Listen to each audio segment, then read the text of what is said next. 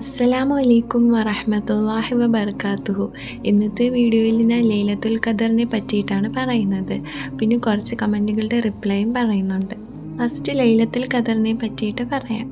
ലൈൽ എന്ന് വെച്ചാൽ രാത്രി, ഖദർ എന്ന് പറയുന്നത് വിധി, തീരുമാനമാക്കൽ അങ്ങനെയൊക്കെയാണ്.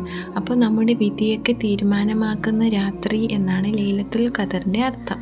ഖുർആനിൽ ഒരു സൂറത്ത് തന്നെയുണ്ട് ലൈലത്തുൽ ഖദറിനെ പറ്റിയിട്ടുള്ള. ആ സൂറത്തിൻ്റെ പേരാണ് അൽ ഖദർ. നമുക്ക് ആ സൂറത്തിൽ എന്താണ് പറഞ്ഞതെന്ന് നോക്കാം.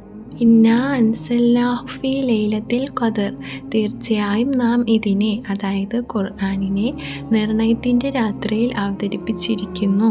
വമാ അദ്റാക മാ ലൈലത്തുൽ ഖദർ, നിർണയത്തിൻ്റെ രാത്രി എന്നാൽ എന്താണെന്ന് നിനക്കറിയാമോ?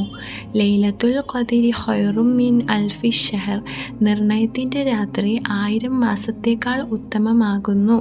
തനസ്സലുൽ മലായികത്തു വറൂഹു ഫീഹാ ബിഇദ്നി റബ്ബിഹിം മിൻ കുല്ലി അംരിൻ, മലക്കുകളും ആത്മാവും അവരുടെ രക്ഷിതാവിൻ്റെ എല്ലാ കാര്യത്തെ സംബന്ധിച്ചുമുള്ള ഉത്തരവുമായി ആ രാത്രിയിൽ ഇറങ്ങി വരുന്നു. സലാമുൻ ഹിയ ഹത്താ മത്ലഹിൽ ഫജ്ർ, പ്രഭാതോദയം വരെ അത് സമാധാനമത്രേ.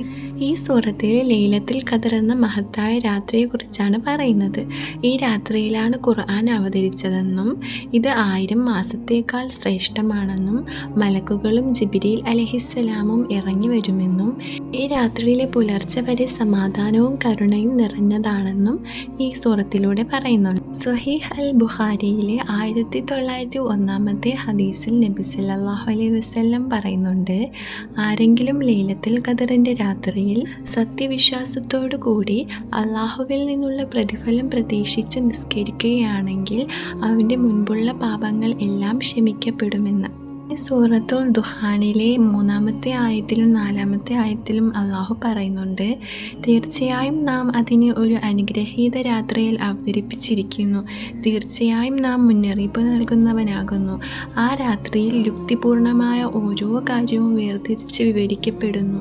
ഈ ആയത്തിൻ്റെ അർത്ഥം സ്കോളേഴ്സ് പറയുന്നത്, ഈ രാത്രി ലൈലത്തുൽ ഖദറിൻ്റെ രാത്രിയിലാണ് ഓരോ വർഷത്തിലും നടക്കാൻ പോണ ഓരോ മനുഷ്യൻ്റെയും എല്ലാ കാര്യങ്ങളും, അതായത് ജനനവും മരണവും നടക്കാൻ പോണ ഒരു കൊച്ചു സംഭവം പോലും ആ രാത്രിയിലാണ് മലക്കുകൾക്ക് വിവരിച്ചു കൊടുക്കുന്നതെന്ന്. എന്നായിരിക്കും ലൈലത്തുൽ ഖദർ? നബി സല്ലല്ലാഹു അലൈഹി വസല്ലം പറഞ്ഞത് എന്താണെന്ന് നോക്കാം. സ്വഹീഹ് അൽ ബുഖാരിയിലെ ഹദീസ് 2020 നബി സല്ലല്ലാഹു അലൈഹി വസല്ലം പറയുന്നുണ്ട്, റമദാനിലെ ലാസ്റ്റ് 10 രാത്രികളിലാണ് നമ്മൾ ലൈലത്തുൽ ഖദറിനെ അന്വേഷിക്കേണ്ടതെന്ന്. ഇനി സ്വഹീഹ് അൽ ബുഖാരിയിലെ 2017 ഹദീസിൽ നബി സല്ലല്ലാഹു അലൈഹി വസല്ലം പറയുന്നുണ്ട്, റമദാനിലെ ലാസ്റ്റത്തെ 10 രാത്രിയിലെ ഓട് ദിവസം, അതായത് 21, 23, 25, 27, 29 ഇങ്ങനെയുള്ള ദിവസങ്ങളിലാണ് നമ്മൾ ലൈലത്തുൽ ഖദറിനെ അന്വേഷിക്കേണ്ടതെന്ന്. നമുക്ക് എങ്ങനെ മനസ്സിലാക്കാം ആ ദിവസം ലൈലത്തുൽ ഖദറാണെന്ന്?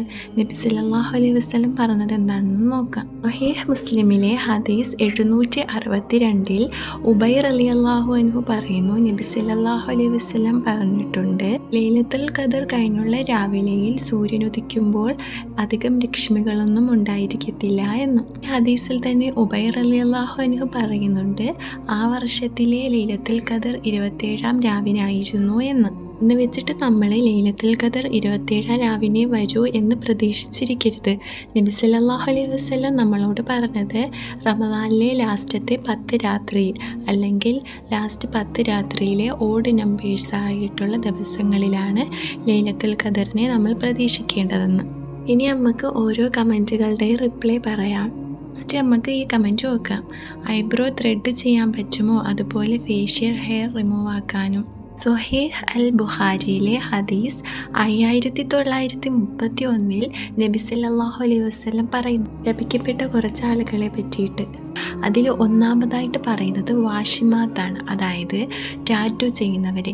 രണ്ടാമതായിട്ട് പറയുന്നത് മുസ്തൗഷിമാത്താണ്, അതായത് ടാറ്റു ചെയ്തു കൊടുക്കുന്നവരും. ഇനി മൂന്നാമതായിട്ട് പറയുന്നതാണ് തനമ്മിസാത്ത്, അതായത് പിരികത്തിൻ്റെ സൈഡിലുള്ള രോമങ്ങൾ എടുത്ത് കളയുന്നതും പിരികത്തെ ഷേപ്പാക്കുന്നതും ഒക്കെ. അടുത്തതായിട്ട് പറയുന്നത് മുത്തഫല്ലിജാത്ത്, അത് പല്ലുകൾക്കിടയിൽ ഇടവൊക്കെ ഉണ്ടാക്കുന്നത് സൗന്ദര്യത്തിന് വേണ്ടിയിട്ട്. ഈ ഹദീസിൻ്റെ ഇംഗ്ലീഷ് ട്രാൻസ്ലേഷൻ എടുത്ത് നോക്കുമ്പോൾ മുത്തനമ്മിസാത്തിനെ ഫേഷ്യൽ ഹെയർ ആയിട്ടാണ് കാണിക്കുന്നത്. പക്ഷേ കറക്റ്റ് അറബിക് വേർഡിൻ്റെ അർത്ഥം ഐബ്രോയുടെ ചുറ്റുമുള്ള, അതായത് പിരികത്തിൻ്റെ ചുറ്റുമുള്ള രോമങ്ങൾ എടുത്ത് കളയുന്നതിനെയാണ് മുത്തനമ്മിസാത്ത് എന്ന വാക്കിൻ്റെ അറബിക് അർത്ഥം. ഇംഗ്ലീഷിൽ ട്രാൻസ്ലേറ്റ് ചെയ്യുമ്പോൾ അത് ഫേഷ്യൽ ഹെയർ ആയിട്ട് ഉൾപ്പെടും. പണ്ഡിതന്മാരും പറയുന്നത് ഇത് നമ്മുടെ പിരികത്തിന് ചുറ്റുമുള്ള ഹെയർ റിമൂവ് ചെയ്യുന്നതിനെയാണ് ശപിച്ചിരിക്കുന്നതെന്ന്. നമുക്ക് നമ്മുടെ മുഖത്തിൽ മറ്റുള്ള രോമങ്ങൾ, പിരികമല്ലാതെ മറ്റുള്ള രോമങ്ങളൊക്കെ എടുത്ത് കളയുന്നതിൽ അനുവദിച്ചിട്ടുണ്ട്. അടുത്ത കമൻറ്റ്, നഷ്ടപ്പെട്ടു പോയ നിസ്കാരങ്ങൾ നമ്മൾ കളാ വീട്ടണോ എന്നാണ്. ഇത് പണ്ഡിതന്മാർ തമ്മിൽ അഭിപ്രായ വ്യത്യാസമുള്ള കാര്യമാണ്. കുറച്ച് പണ്ഡിതന്മാർ പറയും നമ്മൾ കളാ വീട്ടി നിസ്കരിക്കണമെന്ന്, എന്നാൽ കുറച്ച് പണ്ഡിതന്മാർ പറയും കളാ വീട്ടി നിസ്കരിക്കേണ്ടതിൻ്റെ ആവശ്യമില്ലെന്ന്. ഇതിൻ്റെ കാരണം എന്താണെന്ന് ഞാൻ പറഞ്ഞുതരാം. സുനാൻ അൻ നാസായിലെ ഹദീസ് 615 നബി സല്ലല്ലാഹു അലൈഹി വസല്ലം പറഞ്ഞിട്ടുണ്ട്, ഒരാൾ ഉറങ്ങിപ്പോവുകയോ അല്ലെങ്കിൽ മറന്നു പോവുകയോ ചെയ്താൽ അയാൾ എപ്പോഴാണോ ഉറങ്ങി എണീക്കുന്നത്, അയാൾക്ക് എപ്പോഴാണോ ഓർമ്മ വരുന്നത് അപ്പോൾ തന്നെ അയാൾ നിസ്കരിക്കണമെന്ന്. ഈ 2 കാരണം കൊണ്ട് നഷ്ടപ്പെട്ടു പോയ നിസ്കാരത്തെയാണ് നബി സല്ലല്ലാഹു അലൈഹി വസല്ലം ഖളാ ആയിട്ട് നിസ്കരിക്കാൻ പറഞ്ഞിരിക്കുന്നത്. നമ്മൾ മനഃപൂർവ്വം നഷ്ടപ്പെടുത്തിയ നിസ്കാരത്തെ എന്ത് ചെയ്യണമെന്ന് നബി സല്ലല്ലാഹു അലൈഹി വസല്ലം പറഞ്ഞിട്ടില്ല. ഇത് വെച്ചിട്ടാണ് പണ്ഡിതന്മാർക്ക് അഭിപ്രായ വ്യത്യാസമുള്ളത്. കുറച്ച് പണ്ഡിതന്മാർ പറയുന്നത് നമ്മൾ മനഃപൂർവ്വമല്ലാതെ നഷ്ടപ്പെടുത്തിയ നിസ്കാരത്തിന് വരെ ഖളാ വീട്ടണമെന്ന് പറഞ്ഞിട്ടുണ്ടെങ്കിൽ നമ്മൾ മനഃപൂർവ്വം നഷ്ടപ്പെടുത്തിയ നിസ്കാരത്തിനും ഖളാ വീട്ടണമെന്ന്. എന്നാൽ ഈ ഖളാ എന്ന് പറയുന്നത് ഒരു ഓപ്ഷൻ അല്ല. നമുക്ക് ഇപ്പോൾ നിസ്കരിക്കാൻ പറ്റിയില്ലെങ്കിൽ പിന്നെ അസറിന് കൂടെ നിസ്കരിക്കാൻ ഖളാ ആയിട്ട്, അങ്ങനെയുള്ള ഒരു ഓപ്ഷൻ അല്ല ഈ ഖളാ. ഇത് നമ്മൾ തൗബ ചെയ്യുന്ന ഒരു രീതിയാണ്. നമ്മൾ ഖളാ വീട്ടി നിസ്കരിച്ചിട്ട് വേണം തൗബ ചെയ്യാൻ, എന്നാലേ അള്ളാഹു സ്വീകരിക്കത്തുള്ളൂ നമ്മൾ തൗബയെന്ന്. എന്നാൽ മറ്റ് പണ്ഡിതന്മാർ പറയുന്നത് നമ്മൾ നിസ്കരിക്കാതെ ഇരിക്കുന്നത് ഒരു കാഫിറിന് തുല്യമാണ്, അത് ഏറ്റവും വലിയ പാപമാണ്. അപ്പോൾ നമ്മൾ മനഃപൂർവ്വം നഷ്ടപ്പെടുത്തിയ നിസ്കാരത്തിന് എന്താണ് വഴിയെന്ന് എവിടെയും പറഞ്ഞിട്ടില്ല. അപ്പോൾ നമ്മൾ അള്ളാഹുവിനോട് അതിന് തൗബ ചെയ്താൽ മതിയെന്ന്. അടുത്ത കമൻറ്റ് ഇതാണ്, ഇരുന്ന് ഖുർആൻ ഓതുമ്പോൾ തിലാവത്തിൻ്റെ സുജൂദ് ചെയ്യുന്നത് എങ്ങനെയെന്ന് പറയാമോ? നമ്മൾ തറയിലിരിക്കുകയാണെങ്കിൽ എണീക്കേണ്ട ആവശ്യമില്ല. നമ്മൾ നിസ്കാരത്തിൻ്റെ ഇടയിൽ ഇരുന്നു കൊണ്ട് സുജൂദ് ചെയ്യത്തില്ലേ, അതുപോലെ സുജൂദ് ചെയ്താൽ മതി. ഇനിയിപ്പോൾ നമ്മൾ ചെയറിലിരിക്കുകയാണെങ്കിൽ നമ്മൾ എണീറ്റിട്ട് സാധാ നിസ്കാരത്തിൽ സുജൂദ് ചെയ്യുന്നത് പോലെ സുജൂദ് ചെയ്യണം. നമ്മൾ അല്ലാഹു അക്ബർ പറഞ്ഞിട്ട് സുജൂദിലോട്ട് പോകണം. എന്നിട്ട് 3 പ്രാവശ്യം സുബ്ഹാന റബ്ബിയൽ അഅ്ല എന്ന് പറയണം. എന്നിട്ട് നബി സല്ലല്ലാഹു അലൈഹി വസല്ലം ഈ സുജൂദിൽ വെച്ചിട്ട് റിപ്പീറ്റായിട്ട് ഒരു ദുആ ചൊല്ലുമായിരുന്നു.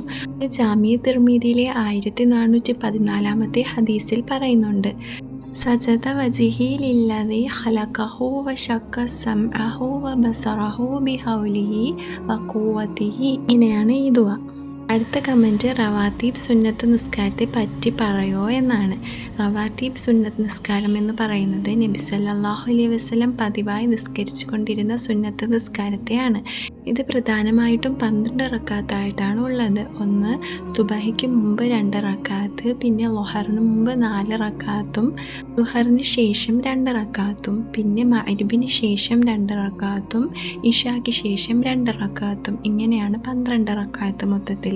ജാമിഅ തിർമിദിയിലെ ഹദീസ് 415 ഇതിനെക്കുറിച്ച് പറയുന്നുണ്ട്.